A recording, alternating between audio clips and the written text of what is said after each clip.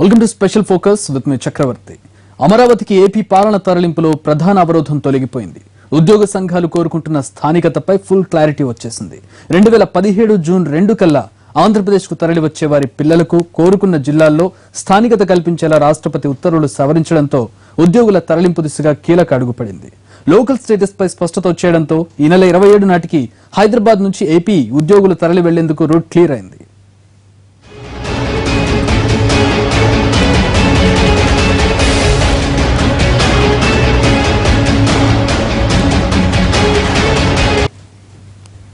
తెలంగాణ నుంచి ఆంధ్రప్రదేశ్కు తరలి వెళ్లే పిల్లల స్థానికతపై అనుమానాలు తొలగిపోయాయి. ఏపీ విజ్ఞప్తికి స్పందించిన కేంద్ర ప్రభుత్వం రాష్ట్రపతితో ఆమోదముద్ర వేయించడంతో స్థానికతపై ఇన్నాళ్లు ఉన్న అనుమానాలన్నీ పటాపంచలైపోయాయి. కేంద్ర ప్రభుత్వం విడుదల చేసిన గెజెట్ నోటిఫికేషన్తో 2014 జూన్ 2 నుంచి 2017 జూన్ 2 లోపు ఆంధ్రప్రదేశ్కి తరలే ఉద్యోగులంతా అక్కడ స్థానికుల కిందే లెక్క.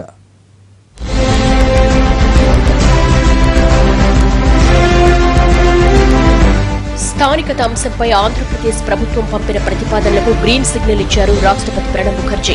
గత ఏడాది అక్టోబర్లో ఆంధ్రప్రదేశ్ సర్కారు పంపిన దస్త్రానికి కీలక సమయంలో ఆమోదముద్ర పడింది.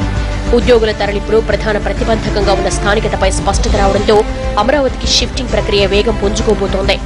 రాష్ట్రపతి ఉత్తర్వుల ప్రకారం 371Dలో మార్పులు చేస్తూ కేంద్ర హోంమంత్రిత్వ శాఖ గెజెట్ నోటిఫికేషన్ విడుదల చేసింది.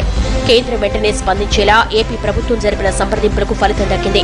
రాష్ట్రపతి ఆమోదం పొందిన ఉత్తర్వుల ప్రకారం 2014 జూన్ 2 నుంచి 3 ఏళ్లలోపు తెలంగాణ నుంచి ఆంధ్రప్రదేశ్కు తరలి వెళ్లిన వారికి విద్యా ఉద్యోగాల్లో లోకల్ క్యాండిడేట్ గా గుర్తిస్తారు. ఉమ్మడి ఆంధ్రప్రదేశ్లో 6 నుంచి 10వ తరగతి వరకు వరుసగా 4 ఏళ్ల పాటు ఎక్కడ చదివితే అక్కడ లోకల్ క్యాండిడేట్ గా పరిగణించేవారు. విద్యతో పాటు ఉద్యోగాల్లో కూడా దీన్నే ప్రాతిపదికగా తీసుకునేవారు. రాష్ట్ర విభజన నేపథ్యంలో 371D పై సుదీర్ఘంగా చర్చ జరిగింది. ఆంధ్రప్రదేశ్ ప్రభుత్వం అమరావతి నుంచి పాలనకు నిర్ణయించినప్పుడు ప్రధానంగా ఉద్యోగులు తమ పిల్లల స్థానికత అంశాన్ని లేవనెత్తారు. ఈ నేపథ్యంలో రాష్ట్ర ప్రభుత్వం 371Dలో మార్పులకు ప్రతిపాదించింది. ఏపీ సర్కార్ కేంద్ర ప్రభుత్వాల మధ్య దీనిపై సంప్రదింపులు జరిగాయి. ఎట్టకేలకు 371Dలో మార్పులకు అంగీకరిస్తూ ప్రధానితో పాటు రాష్ట్రపతి ఆమోదం తెలపడంతో గెజిట్ నోటిఫికేషన్ వెలువడింది. ఉమ్మడి ఆంధ్రప్రదేశ్లో విద్యా ఉద్యోగ నియామకాల్లో సమాన అవకాశాలు కల్పించేందుకు 32వ రాజ్యాంగ సవరణ ద్వారా ఆర్టికల్ 371D, 371Eలను చేర్చారు. 1975 నుంచి ఇవి అందుబాటులో ఉన్నాయి. ఆంధ్రప్రదేశ్ పునర్విభజన చట్టంలోని సెక్షన్ 97 ప్రకారం ఆంధ్రప్రదేశ్, తెలంగాణ రాష్ట్రాల్లోనూ ఈ ఉత్తర్వులు అమల్లో ఉంటాయి. అయితే రాష్ట్ర విభజన నేపథ్యంలో తెలంగాణ నుంచి తిరిగి ఆంధ్రప్రదేశ్కు వెళ్లాలనుకునే వారి విషయంలో స్థానికత నిర్ధారించేందుకు ఏపీ సర్కార్ ఈ సవరణను ప్రతిపాదించింది. 1975 రాష్ట్రపతి ఉత్తర్వుల్లోని 7వ పేరాని సవరించాలని కేంద్రాన్ని కోరింది. రాష్ట్రపతి ఉత్తర్వులతో చివరికి దీనిపై క్లారిటీ వచ్చింది. 371Dలో మార్పులు చేయడంతో ఆంధ్రప్రదేశ్లో ఇప్పటికే ఉంటున్న వారి విషయంలో ఎలాంటి మార్పులు ఉండవు. కేవలం తెలంగాణ నుంచి 2017 జూన్ 2 లోపు 3 ఏళ్ల కాలంలో ఏపీకి తరలి వస్తే వారిని అక్కడ స్థానికులుగా పరిగణిస్తారు. ఈ మధ్య కాలంలోనే తరలి వచ్చి ఏపీలో స్థిర నివాసం ఏర్పరచుకుంటే అక్కడి విద్యా ఉద్యోగ అవకాశాల్లో స్థానికులుగా పరిగణిస్తారు. కేవలం ప్రభుత్వ ఉద్యోగాలకే కాదు, తెలంగాణ నుంచి ఆంధ్రప్రదేశ్కు తరలి వెళ్లాలనుకున్న వారందరికీ స్థానికత వర్తిస్తుంది. ఆంధ్రప్రదేశ్లో ఈ 3 ఏళ్ల కాలంలో ఉంటున్నట్లు ఆధారాలు చూపిస్తే ప్రభుత్వం వారిని స్థానికులుగా గుర్తించనుంది. ఉద్యోగస్తులందరినీ కూడా రిక్వెస్ట్ చేస్తున్నాం, 27వ తేదీకి బిల్డింగ్స్ కూడా కంప్లీట్ అవుతాయి. ఆ విధంగా ఏజెన్సీస్ చేస్తున్నారు. మీరు అందరూ కూడా ప్రభుత్వంతో సహకరించి ప్రజలకు మంచి పరిపాలన ఇవ్వాలంటే విజయవాడలో ఉంటేనే జరుగుతుంది. అందువల్ల అందరూ కూడా ఇక్కడ సీఎం గారు చెప్పిన విధంగా అందరూ రావాల్సిందిగా నేను రిక్వెస్ట్ చేస్తున్నాను. రాష్ట్రపతి సవరణ ఉత్తర్వులతో 2014 జూన్ 2 నుంచి 2017 జూన్ 2 వరకు తెలంగాణ రాష్ట్రం నుంచి ఆంధ్రప్రదేశ్కు వెళ్లి స్థిర నివాసం ఏర్పాటు చేసుకుంటే అక్కడ లోకల్ క్యాండిడేట్ గా పరిగణిస్తారు. విద్యాశాఖలో అడ్మిషన్ల సమయంలో ఉద్యోగ నియామకాల్లో ఈ స్థానికతను పరిగణలోకి తీసుకుంటారు. ఆంధ్రప్రదేశ్లో ఎక్కడ స్థిర నివాసం ఏర్పాటు చేసుకుంటే అక్కడి పరిస్థితులను బట్టి స్థానికత నిర్ధారిస్తారు. ఏపీలోని ఏదైనా ఓ జిల్లాలో స్థిర నివాసం ఏర్పాటు చేసుకుంటే అక్కడ జిల్లా పోస్టులకు ప్రభుత్వం స్థానికత నిర్ధారిస్తే లోకల్ క్యాండిడేట్ గా పరిగణిస్తారు. ఆంధ్రప్రదేశ్లోని 4 జోన్లలోని ఏదైనా ఓ జిల్లాలో స్థిర నివాసం ఏర్పాటు చేసుకుంటే ఆ జిల్లా ఏ జోన్ పరిధిలోకి వస్తే ఆ జోన్లో జరిపే నియామకాలకు స్థానిక అభ్యర్థి అవుతారు.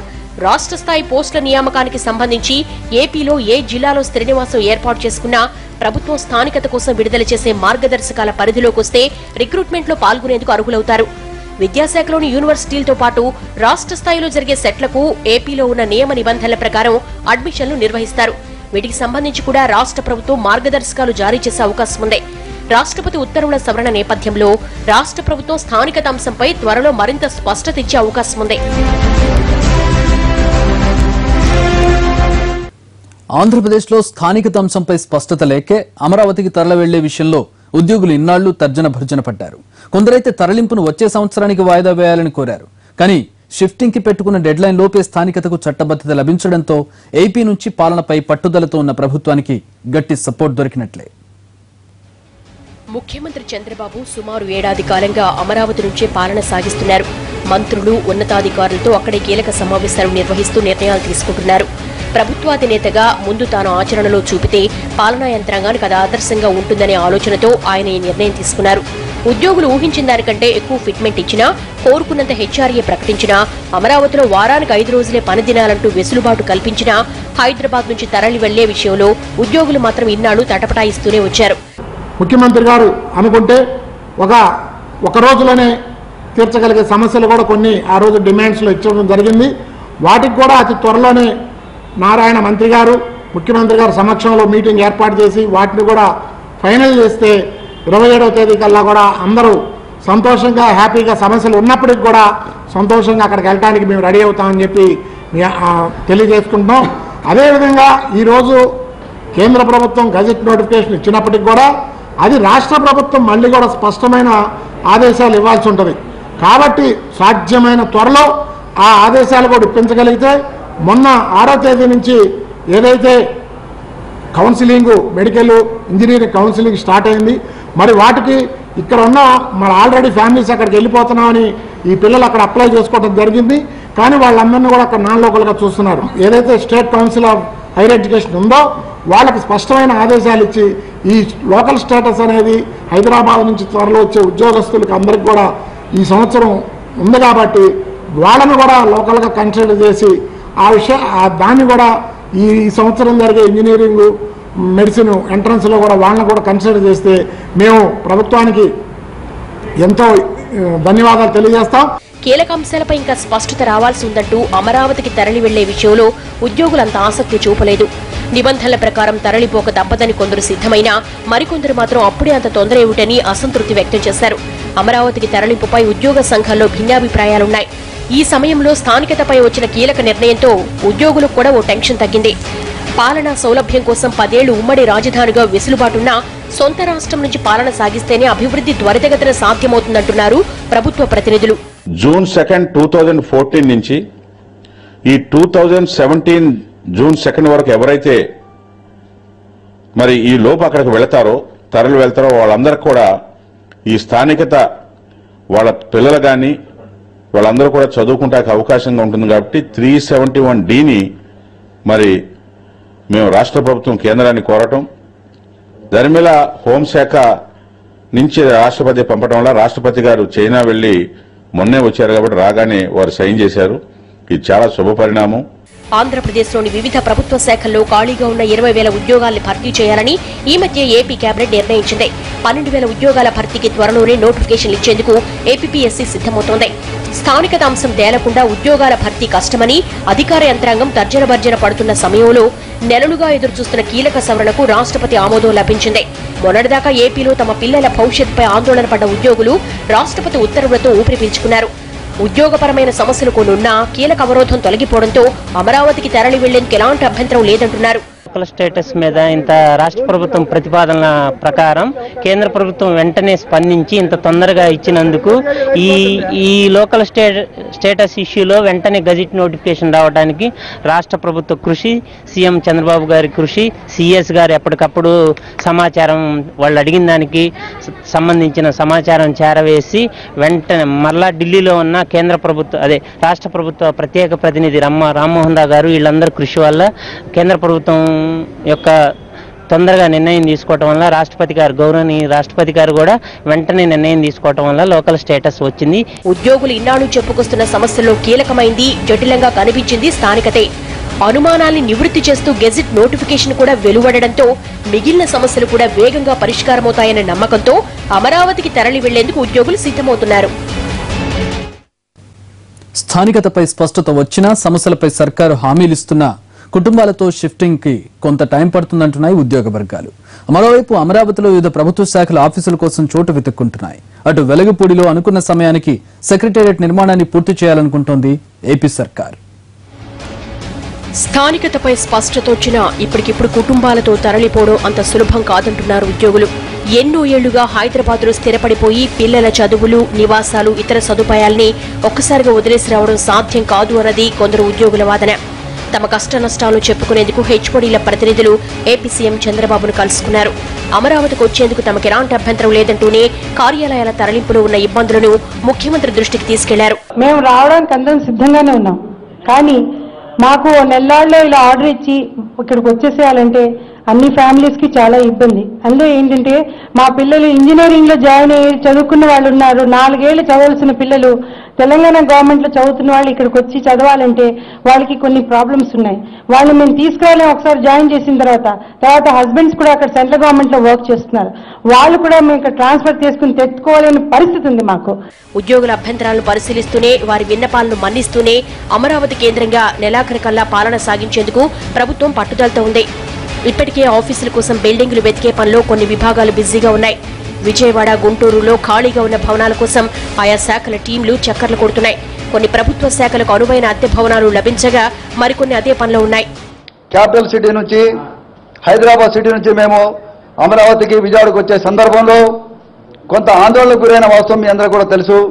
ఈ సందర్భంగా హెడ్ ఆఫ్ ద డిపార్ట్మెంట్లో పనిచేస్తున్న ఉద్యోగులు కానీ, ఆఫీసర్స్ కానీ, సబార్డినేట్ సర్వీసెస్ కానీ వాళ్ళు ఎంతో ఆందోళనకు గురవడం జరిగింది.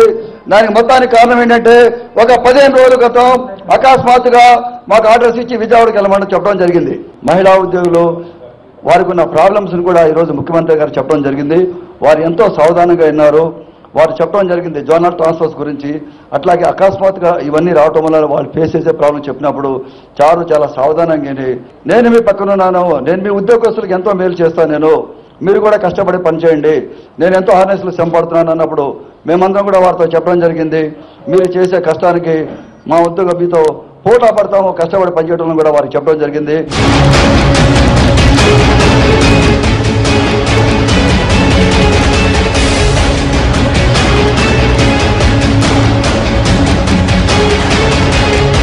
వెలగపూడిలో తాత్కాలిక సచివాలయ నిర్మాణ పనులు ఇంకా పూర్తి కాకపోవడంతో విజయవాడ, గుంటూరు నగరాల్లో అందుబాటులో ఉన్న భవనాలను తీసుకుని కార్యకలాపాలు ప్రారంభించాలని ముఖ్యమంత్రి ఆదేశించారు. మరోవైపు సెక్రటేరియట్ నిర్మాణ పనులను వేగంగా పూర్తి చేసే పనిలో ఉన్నారు. వివిధ శాఖల అద్దె భవనాల కోసం సెర్చ్ కమిటీలు వేశాయి. ఈ కమిటీలు తాము చూసిన బిల్డింగులకు సంబంధించి అందుబాటులో ఉన్న స్థలం, అద్దె వివరాలని డిపార్ట్మెంట్ హెడ్స్ కు అందజేశాయి.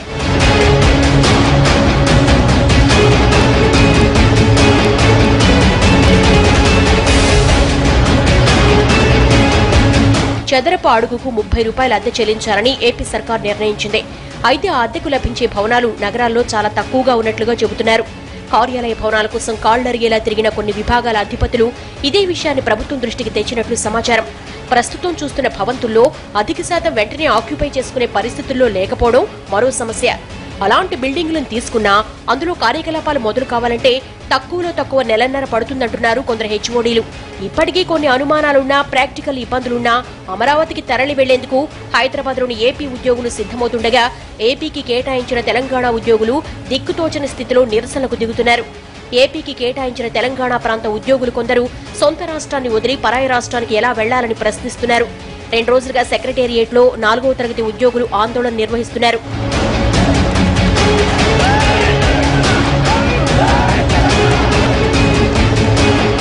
రెండేళ్ల తర్వాత కూడా ఇంకా గడువు పెంచుకుంటూ పోవడం సరికాదంటోంది ఏపీ సర్కార్. అందుకే నెలాఖరుకల్లా అమరావతి షిఫ్టింగ్ కి యంత్రాంగాన్ని సిద్ధం చేస్తోంది. హైదరాబాద్లోని ఏపీ సెక్రటేరియట్ ను ఖాళీ చేసేందుకు సిద్ధంగా ఉన్నామని ఇప్పటికే తెలంగాణ ప్రభుత్వానికి ఏపీ సర్కారు సమాచారం ఇచ్చింది. ఎల్ మినహా మిగిలిన బ్లాకులన్నింటినీ వీలైనంత తొందరలో తెలంగాణ ప్రభుత్వానికి స్వాధీనపరచాలనుకుంటోంది. స్థానికత విషయంలో ఉద్యోగ సంఘాలకు నచ్చజెప్పలేక ఇన్నాళ్లు ఇరుకున పడ్డ ప్రభుత్వానికి రాష్ట్రపతి ఉత్తర్వు కొండంత బలాన్నిచ్చింది. అందుకే నోటిఫికేషన్ రాగానే తరలింపు ప్రక్రియను మరింత వేగవంతం చేసింది. ఇది వాల్టి స్పెషల్ ఫోకస్. ప్రతిక్షణం ప్రత్యక్ష ప్రసారాల కోసం చూస్తూనే ఉండండి ఎన్టీవీ.